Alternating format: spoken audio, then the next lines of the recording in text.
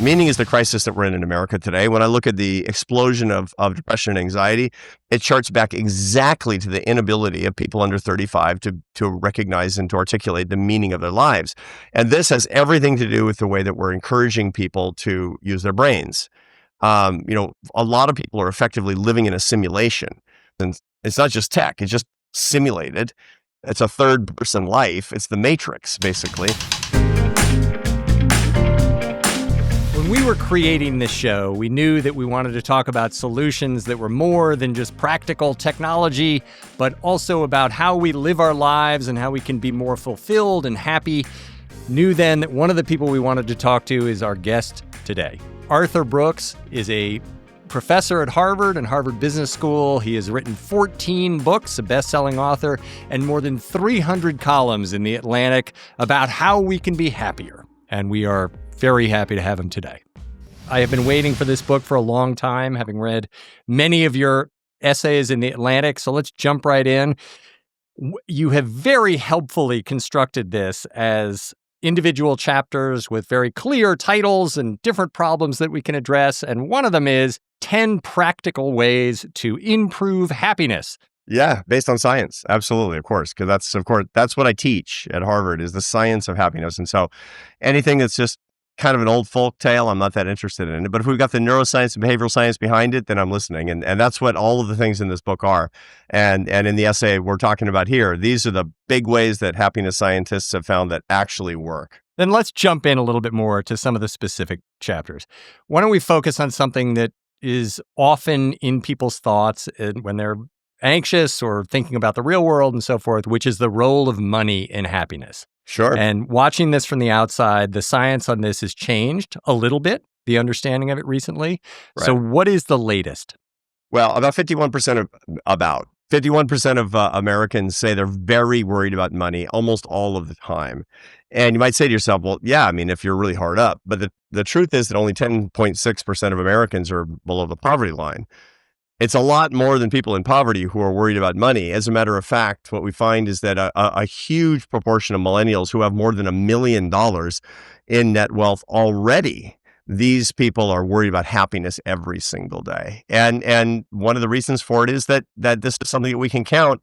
And so we can kind of take all of our natural anxiety in life, which is sort of unfocused fear, and put it in a handy dandy suitcase that we can count and call it money problems and pay attention to it. And so that's one of the things that I want to help people diminish. And so how do we do that? Well, to begin with, we have to understand what money can do and what money can't do. One of the reasons that people are so worried about money all the time is because, well, to begin with, you feel like it's out of your control a lot, and you're worried about the parts that are out of your control. People will look too much at the stock market, for example. And one of the things that's worth keeping in mind is that when you're investing for the long haul. And when you're looking at your stock portfolio every single day and you have a down day, it feels like you lost money. No. If you're looking at your stock portfolio more than once a month, I mean, look, if you're retiring next week, fine. But if you're a millennial or a Gen X or even I'm 61 years old. If I'm looking at my portfolio every day, something's wrong. And the reason is you're trying to kind of gauge your own sense of progress. And that's the wrong way to look at it. The second is that a lot of people, they kind of get their sense of self-esteem and who they are as a person based on their net worth and how well they're doing. And that's because it's an easy scoreboard, but it's a terrible scoreboard for doing that. And that's pretty much the secret to misery is doing that. And so what do you look at instead?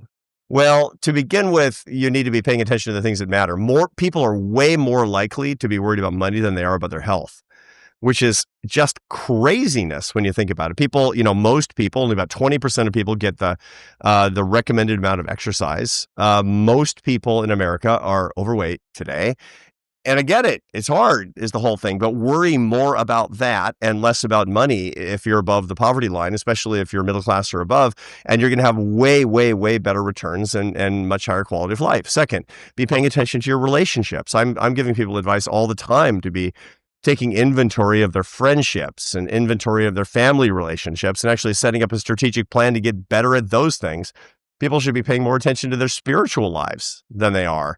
Looking at your your investment portfolio instead of saying your prayers, sorry, I don't recommend that. I actually recommend doing the work on that and then paying attention to how well you're doing in your job. Is it your calling? Are you creating value? Do you believe that you're providing a service to other people?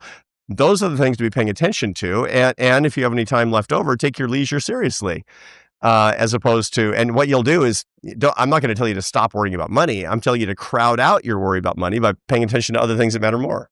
And in the book, you have some very specific, or you talk about some very specific research about when you hit a certain level, the returns of increasing happiness go down a lot. You get a little bit happier, but what's the latest on that? So economists have been arguing about that one for a long time. And, two Nobel Prize winning economists, actually one's a psychologist, Daniel Kahneman, died last year, and Angus Deaton, an economist, both at Princeton University, they wrote a paper together that found that the satiation point for well-being is about $75,000 a year. Obviously adjusting for inflation, and your results may vary depending on whether you live in New York City or you live in Paducah, Kentucky, or whatever. But the truth of the matter is, what they found is that above a pretty low level, pretty middle class level, that there's not evidence of increasing well-being. Now, that was contested by another guy named Matt Killingsworth, who teaches at the University of Pennsylvania at the Wharton School of Business, who found it was much higher, but it does flatten out. So it's not as if you go from 1 million to 2 million to 3 million a year, you're going to be getting all this extra well-being. Now, there's actually some nuance behind that that's worth paying attention to, because I've done a lot of work behind that on both the neuroscience and behavioral science of happiness and money.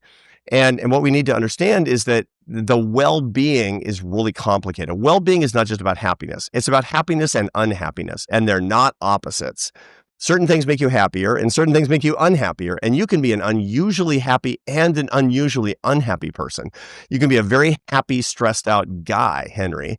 And maybe you are. That's called the mad scientist affect profile. Those are people that I study. Most people who are really successful in business, they have really, really high negative and really high positive emotionality. And what they need to do is work on ways to lower their negative emotion. And so these are things that I work with those people. And what I do when it comes to money is paying less attention to, your self-worth with respect to money, paying less attention to buying more stuff, especially positional stuff that makes you look richer, and spending your money with abundance and freedom on experiences and time and philanthropy and actually saving it for yourself and future generations. And these are the time-honored ways to get happier and less unhappy at the same time using your money. You literally can buy happiness if you know how to do it. Okay. And you have a chapter focused on success and happiness. I think a lot of people assume that one leads to the other. And you say, to me, very startlingly, yes, one does lead to the other, but it's not the way you think. Yeah. It's happiness leading to success. Yeah. So success really, as we understand it in earthly terms, and this, I teach at the Harvard Business School, so I see this all the time. Success comes in kind of 4 denominations. This actually is an Aristotelian idea, where Aristotle said that there's 4 idols in life. And Thomas Aquinas talked about this a lot. Thomas Aquinas, of course, who was a monk and a great Catholic philosopher, he said that everybody wants God, but they take idols instead of God because they're more convenient, less one-sided conversations, and no rules. And the 4 idols are money, power, pleasure, and fame. Those are the worldly idols. And that's how we mark success, man. It's like how much I got in the bank, how much influence I have over others. This is not to say I'm wielding power like some sort of dictator, but who does what I say, how good and comfortable and secure I am, which is pleasure in its way, comfort in its way, and fame, which is the admiration of other people, the prestige in the world. And that's what people pursue. And that doesn't lead to happiness. On the contrary, Mother Nature tells you it will, but she's lying because she doesn't care if you're happy. Mother Nature just wants you to pass on your genes and survive another day. So she leads you into this idolatry, and people become miserable for the rest of our lives because they have this crossed circuit. If I do those things, I'll be happy. The truth is, and this makes my students panic, and so I'm going to give you a quiz. I'm going to tell them what I tell my students is true, and there's one word that makes my students panic in this next sentence. The truth is, you should pursue happiness, and then you'll be successful enough. What word is a problem for strivers? Enough. You got it. You got it, because they have learned that there's no such thing as enough. And the minute that they accept that there's enough, that means they become slackers. But of course, that isn't true either. So I actually play a little game with them called What's My Idol? Because when you know what your idol is, when you know what beguiles you, then you can actually make decisions that you'll still make mistakes, but then you'll, with your eyes open, start living your life. Everybody has one idol in particular, and this is really good social science. It's not just Aristotelian philosophy. And when you know what your particular idol is, then you'll recognize why you did things that you regret later, and you'll be able to avoid them in the future. And so this game is figuring out what it is. Do you feel like you want to play? No, well, I was gonna ask you, what's your idol? And I think I know what it is because you talk about it in the book. So what's your idol, and how did you stop worshiping it? Well, so here's how I play out with my students, because you didn't volunteer, so that's okay. I mean, you're doing the interview, so it's fair. It's fair. To find your idol, you don't just say, okay, money, power, pleasure, or fame. Or prestige or admiration. That is usually doesn't give you an accurate read. What you do is you start eliminating them one by one based on the thing that you care about the least. And the one that's left is the idol. And the ones that you eliminate doesn't mean you don't have it. So if you say, okay, I'm going to eliminate money, that doesn't mean you don't have money or you're poor. It means you have the most average amount in the world, which if it's not an idol, that's fine. And if it is an idol, that's terrible and torture, right? So when you eliminate them, and I eliminate them, I think money, power, pleasure, and fame, first thing I would eliminate is power. And I mean, I don't want to have influence over other people. I don't care. I was a CEO for a long time. I hated it when people called me boss. I hate it when people have power over me, which is why I'm a college professor. It's like nobody's got power over a college professor. And so I know that. Good. Second thing I'd probably give away is probably pleasure. I'm kind of an austerity guy. I get up at 4:30 in the morning and work out every day. And it's like, that's okay. I mean, the average amount of comfort, security, and pleasure is perfect for me. Then after that, I'd probably get rid of money. And it's not because I don't care about it, because now these are things I care about more. It's getting hotter in here, right? But money, what I've figured out along the way, I'm 61 years old, it doesn't buy you that interesting stuff. It isn't that interesting, is the way that it turns out. And I really don't denominate my wealth, my worth as a person on the basis of it. But that now has revealed my idol, which is the admiration of other people. I want people to appreciate what I do. I write books, I give speeches, I do a lot of media, and I want people to say, yeah, he's smart. And okay. I mean, everybody wants that, but that's my idol. What that means is that if I'm going to cut a corner with my relationships or something, it's probably because of that. All the things that I regret will be because of that. All the times I missed Little League games when my kids were little was probably because of that. And that's important information for me, so that I don't make errors in the future when I can avoid them. So, you are tremendously successful, and successful in a variety of different endeavors. So this, as you describe it, as admiration of other people or professional success, it does seem to still be a big thing for you. And yet you have been able to also balance your life. How do you do that? Right. Well, by knowing what my idol is and being conscious about the way that I'm strategically setting up my life is the way that works. If I were just going according to my visceral urges, to my animal instincts, people are funny because people have both animal instincts and they also have moral aspirations. And this is because we have this big prefrontal cortex, this bundle of tissue behind our foreheads, 30% of our brain by weight. Only Homo sapiens has this, and it makes it possible for us to make executive decisions that are entirely, well, not independent from, but very often at odds with what our limbic system, our more primordial brain, says would be more fun and better. And so, and this is a perfect case in point. The love of my family is one of my moral aspirations, and more success or money or whatever it is part of my animal instincts, is the way that this works. And when the more information that you have, and the more that you recognize and are upfront with yourself and other people about this tendency, the more likely you are to make a correct decision.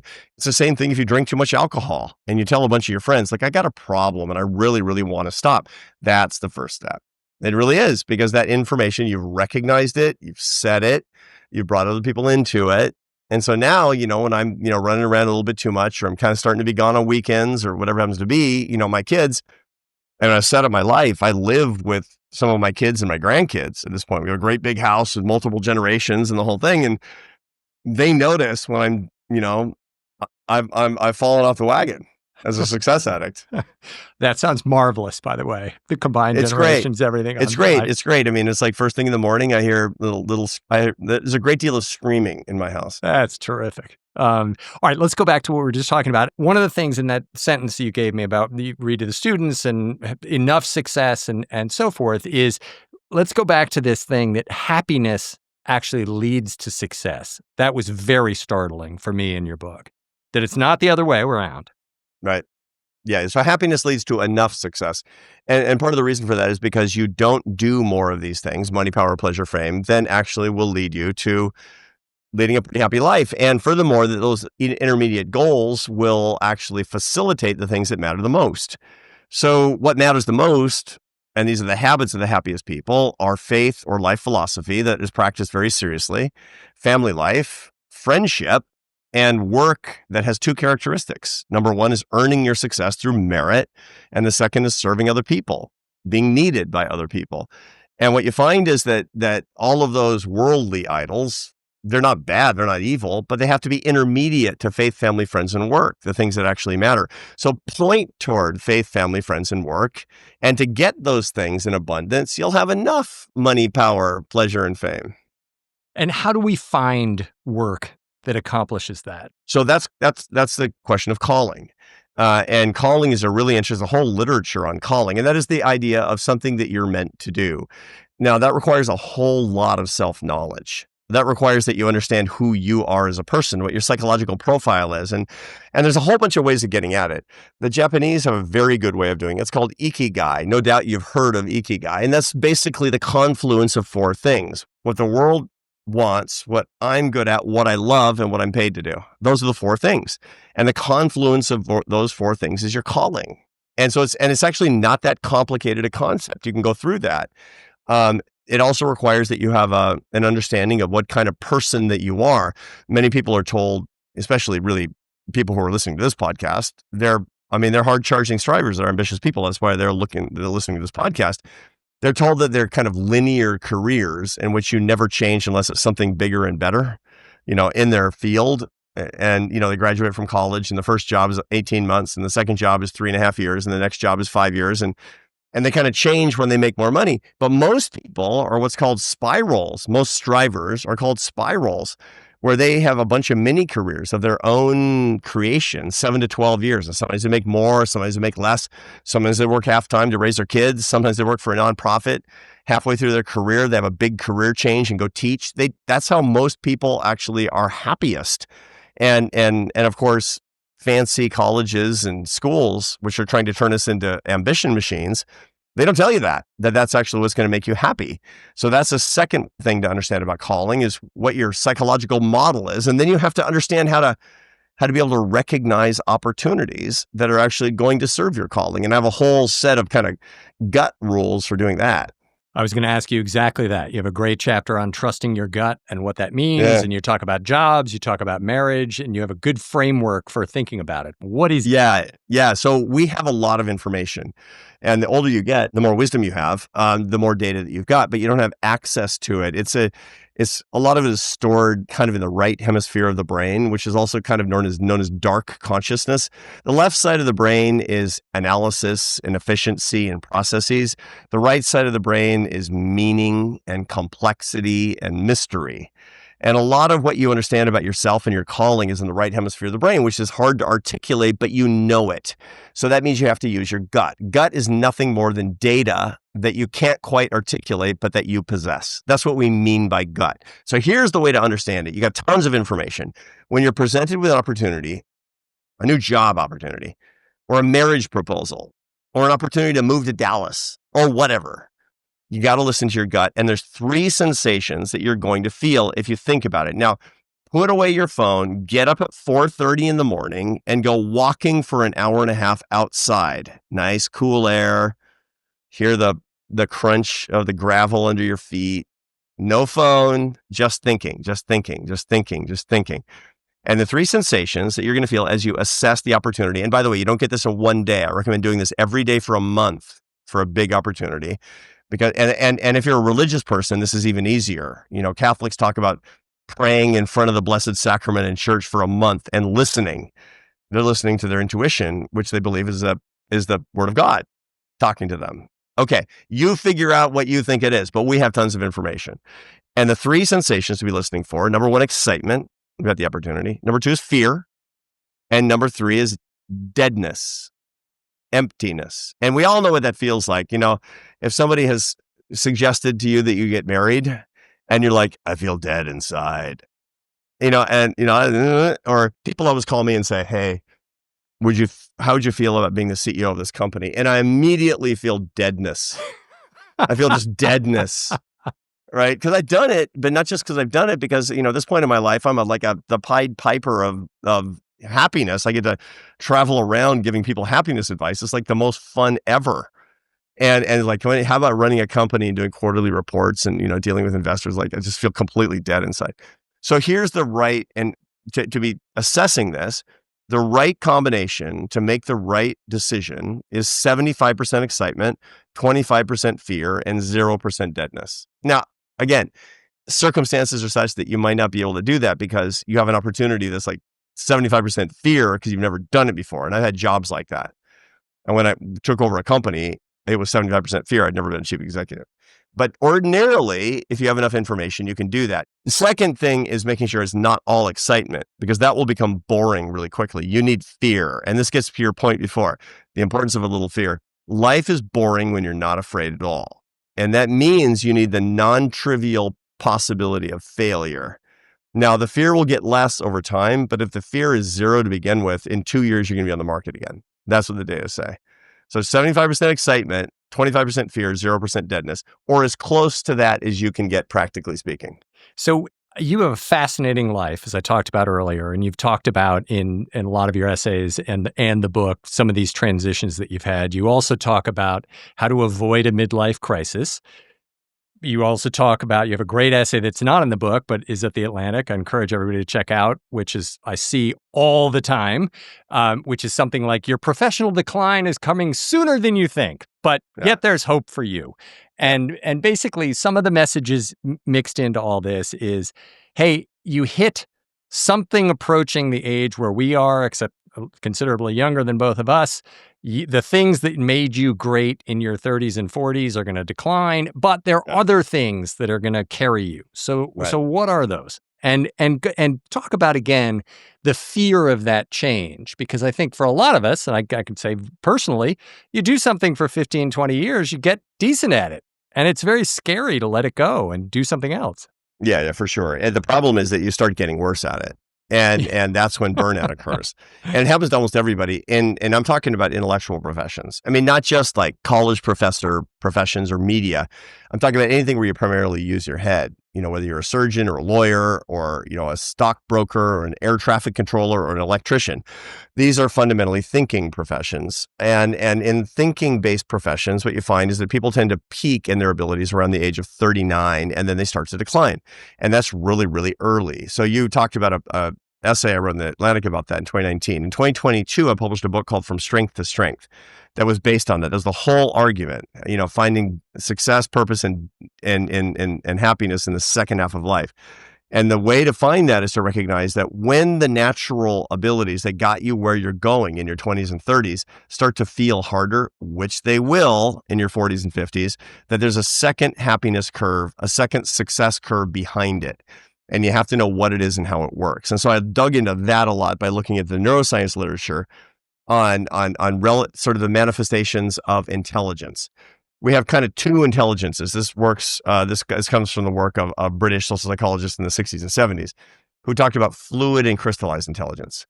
Fluid intelligence is your ability to innovate, to have indefatigable focus, your ability to use your working memory, and to work alone to crack problems. So if you're a really, really good hot lawyer and you get better and better all the way to your 20s and 30s, that's your fluid intelligence. That's what makes it possible for you to write great songs if you're a songwriter. You're not like harvesting everybody else's material. Great songs are because that's cool and new. That's innovative is the way that works. You find that, the Rolling Stones did their best songs in their 20s. And that's because they had really, really high fluid intelligence. That peaks around 39, and then it starts to decline. That's the reason that people burn out, because they find that what used to be easy is now hard, and nobody likes to not make progress. Humans only want to make progress. We don't want to arrive at our goals. We just want to make progress to our goals. As a matter of fact, arriving at your goals is unbelievably disappointing. And so I was like, because satisfaction, as Mick Jagger sang, he said you can't get it, but the truth is you can't keep it. And that's a really difficult thing. And I've written about that an awful lot too. Okay. So you put all those two things together and you say, well, it looks like life is getting worse. And that's why people in their mid 40s have midlife crises and they want to quit their jobs, et cetera, et cetera. But that's not the end of the show. What happens is in your 40s and 50s, there's a second kind of intelligence that's coming on strong that you'll literally keep as long as God gives you your marbles. I mean, literally in your 70s and 80s and even your 90s, which is called crystallized intelligence. That's based not on your innovative capacity, because your innovation is going to be lower. Your working memory is not as good as it used to be. That's just the way it is. You don't have focus the way that you did. You have wisdom. You have a huge library. You have incredible pattern recognition, and you have teaching ability. That's crystallized intelligence. And if you move from the fluid intelligence jobs and careers and abilities to the crystallized intelligence side of whatever your own job is, you win for the rest of your life and you're way happier, is the way that this works. So I'll give you an example. You're a star litigator when you're 30. You should be the managing partner of your law firm when you're 60, because those are mentoring jobs. Those are talent scouting jobs. Those are supervisory jobs.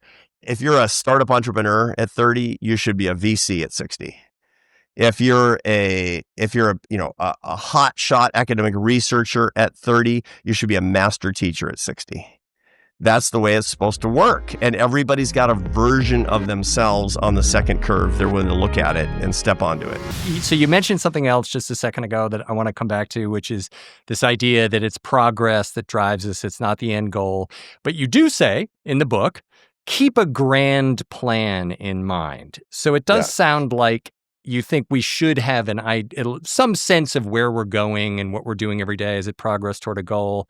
Should we have goals at all, given the fact that we're not satisfied when we get there? What's that happiness rubric? Yeah, so that's basically how purpose works. Purpose is a subcomponent of meaning.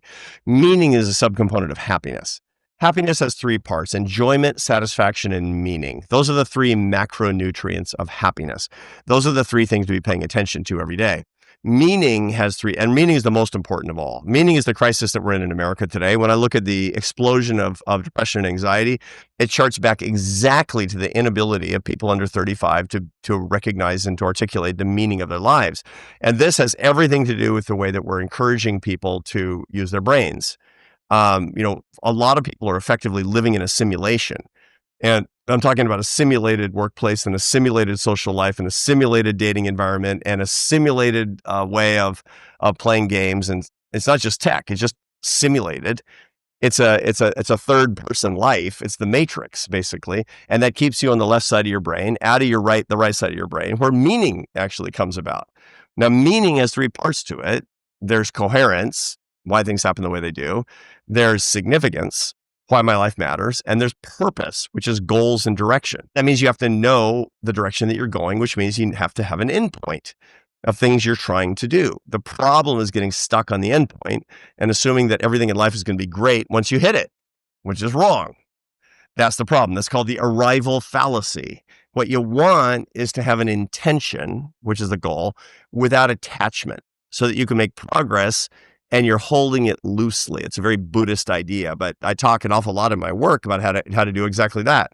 What am I trying to do? Well, for me, I have a goal, which is I want 1 billion people in the world to be exposed to the happiness science. I want them to understand the happiness science. Why? Because a lot of them, 10 to 12% of them, are going to change their habits, and a lot of them are going to become happiness teachers. And that's how the world changes.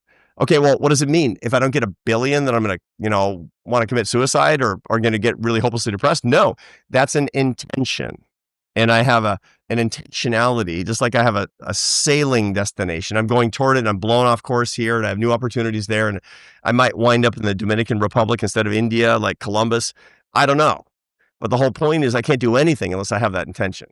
And so let's say somebody puts out a report saying you have now reached 900 million people. So you're closing in on that billion. Do you have to look for a whole new mission at that point? Or do you just say 2 million people? Yeah, it's like, did I say 1 billion? I meant 2 billion. So it sort of depends. If you're a spiral, like we talked about before, one of the great things about being a spiral is that you set new goals. You set new audacious goals for yourself. Early in my life, I wanted to be a great French horn player. I wanted to be a French horn soloist with playing with the greatest symphony orchestras in the world. And then later I wanted to be a distinguished academic doing really cutting edge scientific research in my field after I got my PhD. Then I ran a think tank in DC, and I wanted it to be the best think tank in the world that was really changing public policy for the better, best in the world. And now I want 1 billion people to get happier. And so my big, hairy, audacious goals changed with respect to how I'm spiraling at the moment. And go back to what you were just talking about a minute ago, which is that we have this crisis of anxiety and loneliness, and you were saying it's because we all live in a simulation. Just specifically, what do you mean? It means that we're staring at our phones all day, we're on Zoom instead of it with people. Talk more about that. So people are unduly using technology in ways all day long for work that's pushing them to the left hemisphere of their brains. And we know this based on the work of Ian McGilchrist, who's a distinguished neuroscientist at Oxford University, that focuses us on away from any sort of consideration of life's meaning. And we know this from a whole lot of research, but we know this from our personal experience as well. That wouldn't be so bad because that leaves us 14 hours a day left. But then we come home and we have these anti-boredom devices that we look at for the rest of our time.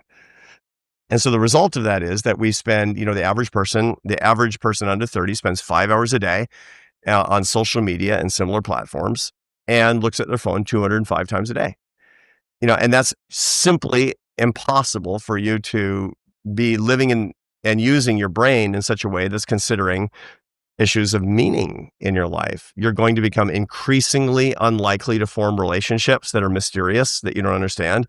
You're going to be less likely to be seeking out spiritual truth. You'll be less likely to be interested in beauty.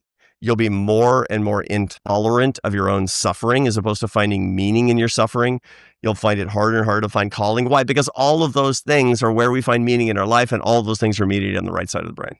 All right. So this nice segue to another thing that you talk about that I found fascinating is there's an essay in the book that is something along the lines of authenticity may be hurting happiness. There's this idea on social and elsewhere. It's all about being authentic, which a lot of people take to mean ranting at whatever makes you angry. And what you're saying is effectively, whoa, a little bit of self-control here. You're going to be happier. Talk about that. Yeah. I mean, when people talk about emotional authenticity today, what they're really talking about is not managing their limbic system. And it's important to understand how the brain works. The brain is a set of structures that is largely organized with respect to evolution. The least evolved part of our brain. This is an ancient theory called the triune brain that Carl Sagan used to talk about in Cosmos all the time, because he would sometimes look at the brain, which is super interesting. At the least evolved level, 40 million years old, is the reptilian brain, which is just your brain stem and spinal column, and that generates all these data about what's going on around you below your level of consciousness. And those data are sent to the limbic system of the brain, which is newer, between 2 and 40 million years old, but it's also known as the paleo-mammalian brain because all the mammals have this. All the mammals have emotions, more or less like we do. And you take those signals and you turn them into emotions. And some are anger and fear and disgust and sadness. Those are the 4 negative emotions. And some are joy and interest and surprise. And those are positive things. But all those are a universal language to alert you to the fact that you have sensed a threat or an opportunity. And so you should approach it or avoid it. That's all your emotions are. Then what's supposed to happen is that those emotions are relayed to the prefrontal cortex. The brand spanking new part of your brain. It's only 250,000 years old since the beginning of the Pleistocene. That's where you decide what your emotions mean and how you want to act. That's really, really important. That's the person you want to be, is deciding on it.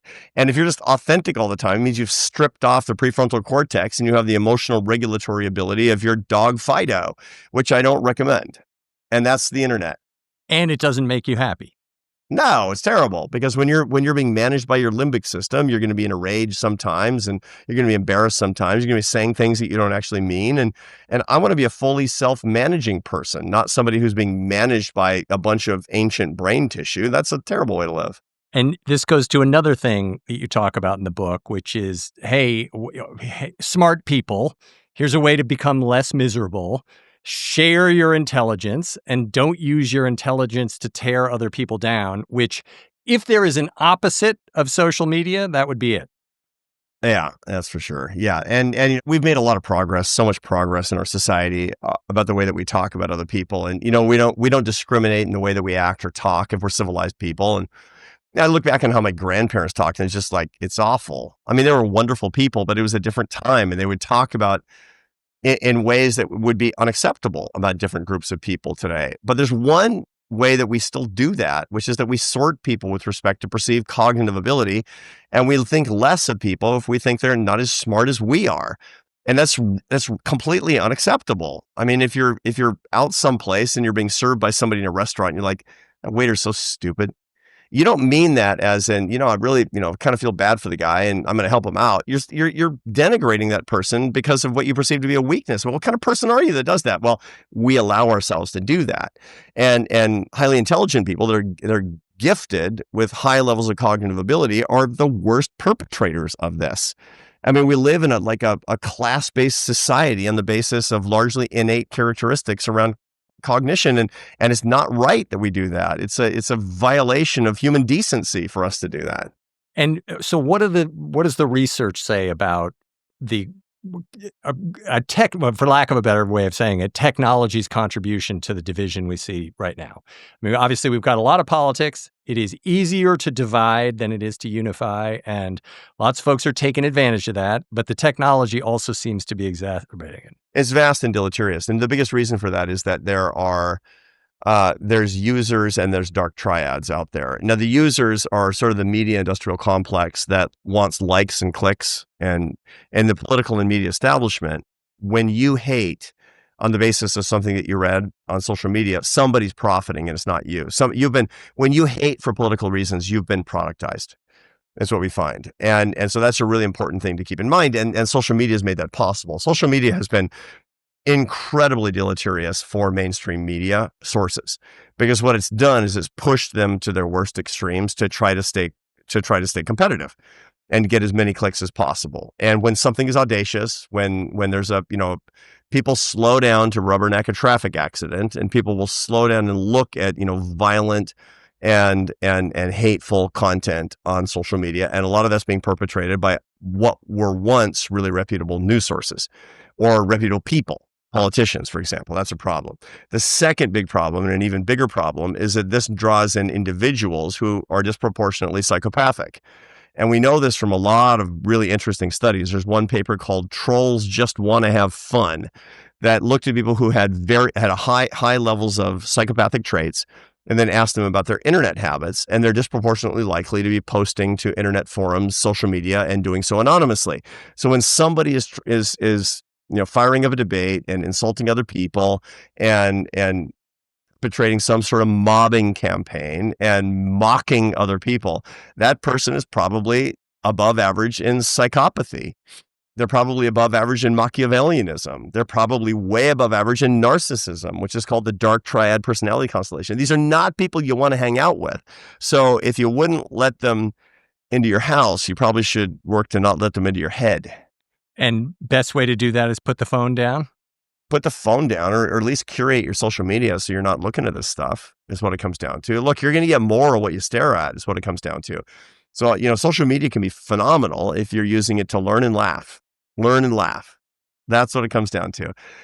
I mean, on the entertainment side. And then, of course, on the other side, it's keeping in touch with real life people that you know. So it's communication with real loved ones, learning and occasional laughing, and nothing besides that.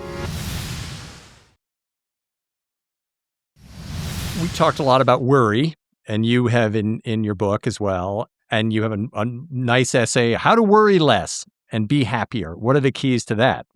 The key to understanding worry, or for that matter, anxiety, is understanding that anxiety is unfocused fear. Unfocused fear means that you're using the fear response, which is evolved, and it makes sense that we would have fear. Fear has kept you alive. I mean, it's like your ancient ancestors passed on their genes because they were suspicious and fearful. They ran and climbed a tree after they heard a twig snap behind them. And the guy that got eaten was the one who said, "Oh, that sound behind me, that's probably one of my good friends coming up to say hello." And so it was the fear per se, and it was intense and episodic. The problem is in modern life, we don't have these existential threats generally, not very often, not more than a few times in our whole lifetimes. So we maladapt the fear response to be chronic and constant, chronic, mild, and constant. And the physiological part of that is called stress. Stress is the physiological response to fear using the HPA axis, the adrenal glands, where you get a little drip of stress hormones. You've got an amygdala in the limbic system of your brain that's alert. You're sending signals all the time through your hypothalamus and your pituitary glands. And you open up social media, your chest gets tighter. You open up the news and you look to the bad news and you're feeling stressed out. And that's really, really bad for you. That's a horrible thing for you. So understanding that is the secret to actually starting to manage your anxiety. And a lot of that's worrying less. And how do you do that? You have very specific guidelines. I have protocols for that. I have my students keep a fear journal, for example, an anxiety journal, where the things, the unfocused fear means there's something that's just kind of scratching at you and scratching at you and scratching at you. Take out a piece of paper because that's sitting in the limbic system. You got to move it to your prefrontal cortex, which is where it should reside. It's called metacognition. And you write down the thing you're actually afraid of, which you probably never articulated. It's like, I don't know. Something's bothering me. I don't know. It happens in relationships all the time where one person is being kind of pissy. There's like, what's the problem? And the person will be like, I don't know, actually. So figure it out. If something's bothering you, write it down and then write down, what am I really afraid of? What's the likelihood it's going to happen? What's most likely going to happen, which is nothing. Write down the probabilities and then write down your strategy if the worst thing happened, and then move on to number 2 and number 3 and number 4 and number 5. And that's now being managed in the part of the brain that is appropriate for that. And you're going to sleep well at night. Terrific. You have this fascinating anecdote about first impressions, and you go over the science, which is we form these sweeping first impressions of people and situations in an extraordinarily small time. And then you talk about how that should apply to us interviewing for jobs and dating. Talk about that piece. Yeah. So the problem with first impressions with dating is that we're still cave dwellers. And this gets back to the work of David Buss, who's the most distinguished evolutionary psychologist in the world. He teaches at the University of Texas at Austin. And what he finds is that in sort of traditional heterosexual mating, that women are a lot more interested in providing fertility cues and men to resource cues. And this has to do with the relative investments that females and males have in mating and family formation, et cetera. There's nothing really shocking or surprising. And that's not the only thing that matters, of course, but he says that it's really, really important. And so first impression is usually around those things. The problem with couples is when they get together and that's all they pay attention to forever. And so you find that marriages that don't work by the 5th year is when the greatest discontent. It's kind of the 5-year itch, not the 7-year itch. And at the 5-year itch, the biggest problem that you find is that guys are still just trying to put out resource cues and girls are still trying to put out fertility cues. And that's not all we want, man. To form a family, you need more than that. You need trust. You need positive emotionality. You need spirituality. You need dependability. You need loyalty. You need all these really, really good things. And so first impressions are great, but they're not enough after the first impression. And by resource cues, you mean that I'm going to be a great provider and you're going to money, ambition, creativity, et cetera, et cetera. And men care about that in women too. Don't get me wrong. I'm not trying to be a reductionist and all that. I'm just talking about what David Buss says in his research is what people notice first. And which is one of the reasons that really interesting papers show that single females in their 20s are 1,000 times more sensitive to resource cues than males are toward females. Another detail that I noticed in here. So you talk about in a job interview where someone is going to make the first impression or you're going to get a first impression instantly.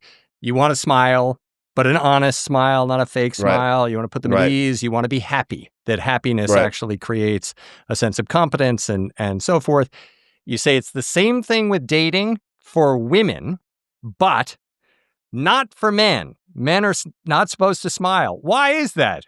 Yeah. I mean, it just gets back to the caveman people. I mean, it's like we're just we're such a bunch of troglodytes. This whole idea of a really easy outgoing smile, it doesn't always indicate what you want it to indicate, particularly when you're trying to show that you're a serious resource provider. That's one of the reasons that guys like to look like tortured artists. And when I met my wife, I was 24, she was 25. I was on a concert tour in France. I was a professional French horn player. I was just like this tortured, long-haired, chain-smoking artist, and she's like, he's so interesting. and it's like, and it was so. It worked though. It totally worked. But if I'm trying to do that now, she'd be like, get out. And to begin with, I lost the hair, and turns out that's what really mattered.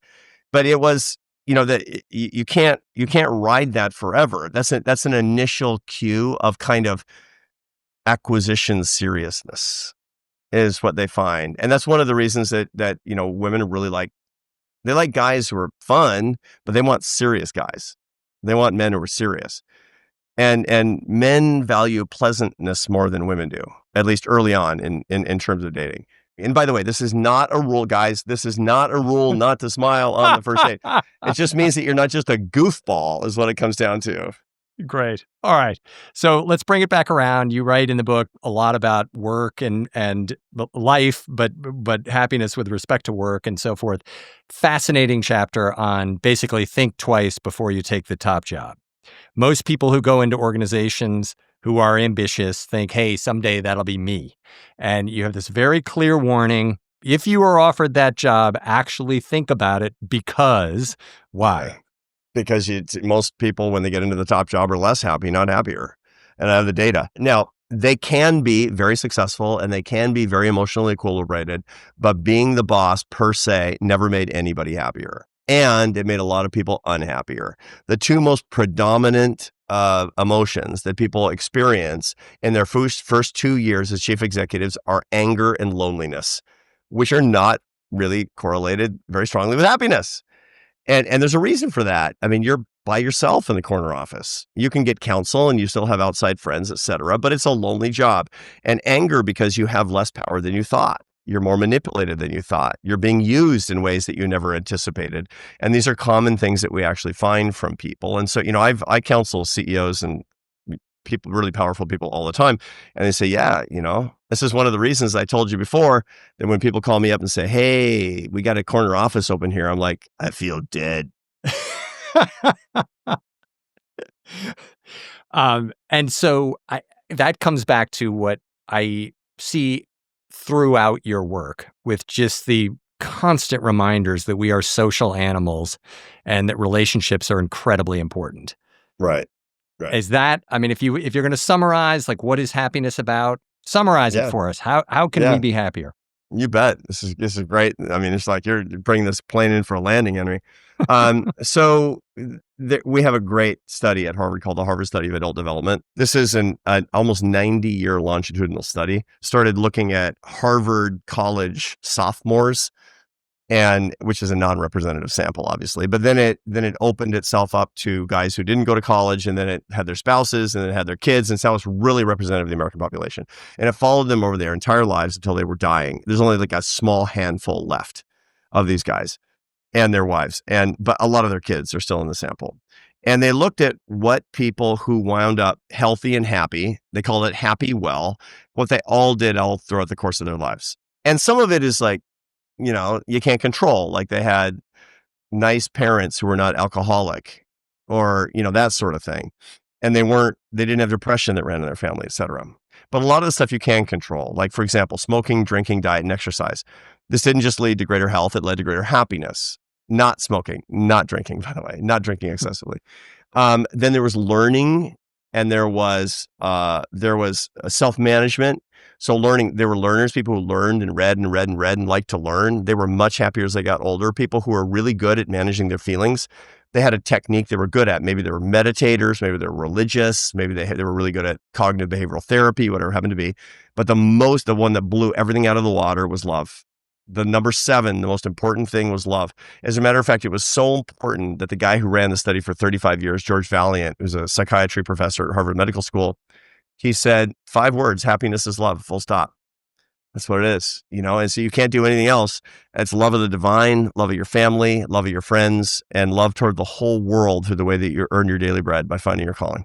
And just to drill in on that, what does that look like on a daily basis for them? Is it time with people? Yeah, it really is, because, the whole thing, quality time, not quantity time. Wrong. No such thing. Quantity, spending time. Now, most of this was before people had smartphones. So, like I can spend 24 hours a day with the people that I love, and we're all staring at our phones. We're not there. So we have brand new, innovative ways to screw up our lives at this point. Congratulations to all of us. But the truth of the matter is actually showing up in person and being with other people that we love. And love of the divine means faith or a life philosophy. Love of family is pretty self-evident. Love of friends means real friends, not deal friends, which is another reason that CEOs tend to be so unhappy. And then there's love of everybody, where you feel like you're helping the human race when you go out because people need you and what you do for work. That's what it comes down to. And that takes time, and that takes attention and intentionality. And what about love of the divine when it's not specifically religion? It's fine. It turns out that, what we're talking about is just kind of transcending yourself. And so transcending yourself by being charitable with other people, by paying attention to things that are bigger than you, by having a life philosophy that gives you a sense of wonder about the universe. It just turns out that a religion is really, really helpful for that, but not for everybody. Arthur, this is terrific. Thank you. Thanks. Congratulations on this show. What a great show. It's a real service to other people. You're being a teacher on your crystallized intelligence. I'm trying. Love it. Thank you. Thanks. Solutions is produced by Megan Cunane. Jim Mackle is our video editor. Our theme music is by Trackademics. Nishat Kurwa is Vox Media's executive producer of podcasts. Thanks for listening to Solutions from the Vox Media Podcast Network. I'm your host, Henry Blodgett. We'll see you soon.